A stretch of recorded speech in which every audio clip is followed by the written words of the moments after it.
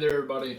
As you can see, we're going to go ahead and get started on Monday's Ed Puzzle lesson, Cold War Day 1. And if you're viewing this off of Ed or away from Ed Puzzle just on YouTube, then the Ed Puzzle thing doesn't mean anything to you. That's fine. Um, let's go. Sorry, you just saw my YouTube stats. Let's go ahead and talk about the Cold War. So, the Cold War lasted from 1945 to 1991. All right.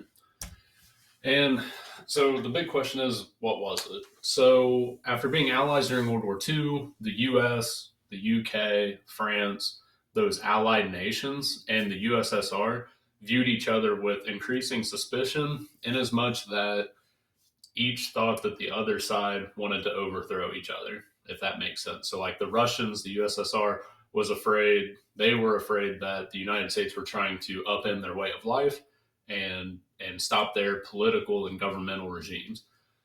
Their political differences create a climate of icy, get it, Cold War, icy tension that plunged the two countries into an era of bitter rivalry known as the Cold War.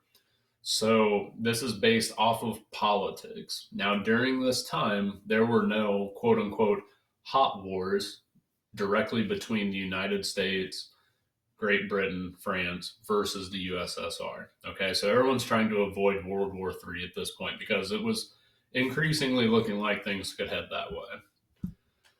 So here's a political cartoon, and the question that you see on the right there is what you'll be answering here in just a second. What does this cartoon suggest about the Cold War?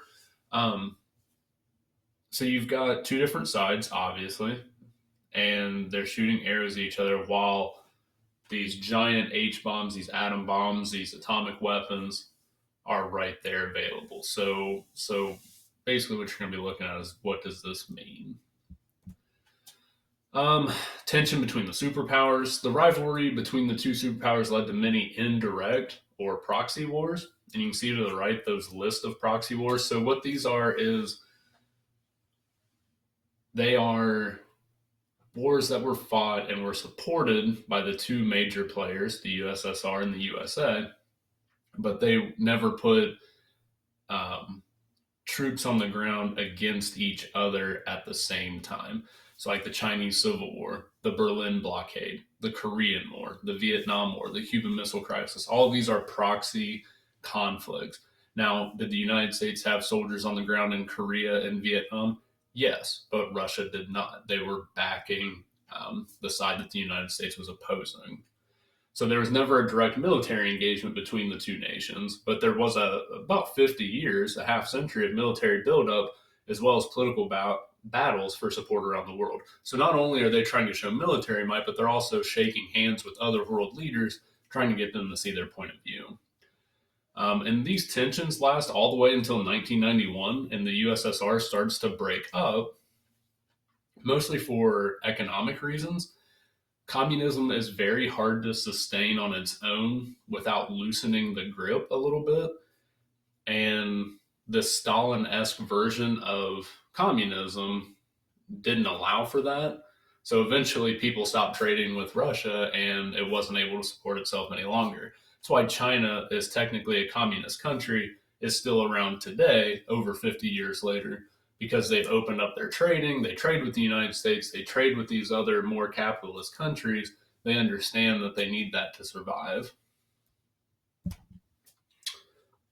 Political differences. At the heart of the tension was a fundamental difference in political systems.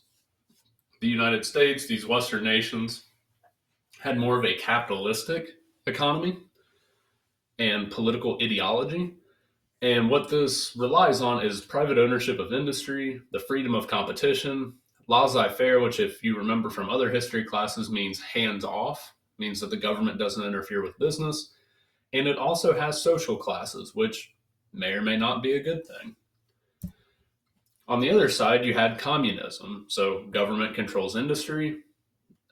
It's created as a reaction to capitalism. So it's kind of trying to fix all the things that are wrong with capitalism. And the goal originally was to bring economic equality and social equality by having a classless society. Now, unfortunately, this looks like a good idea on paper, but people are corruptible and people have a hard time actually making themselves equal to others. So communism fails quite frequently.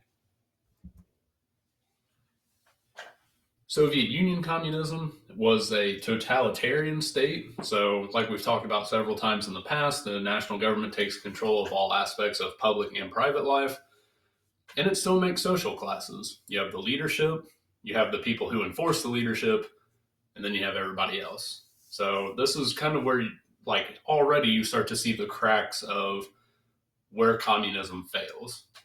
No government or economic system is perfect, but history has shown us time and again that the more you squeeze your general population, the more cracks show up, and that's how you get revolutions, that's how you get violence, that's how you get really, really bad results if you're trying to lead a government. So this is where we're going to stop for today, and this is where you're going to do a little bit of thinking on your own. So feel free to pause the video, look at these questions, and I will see you guys later. Thanks. Bye.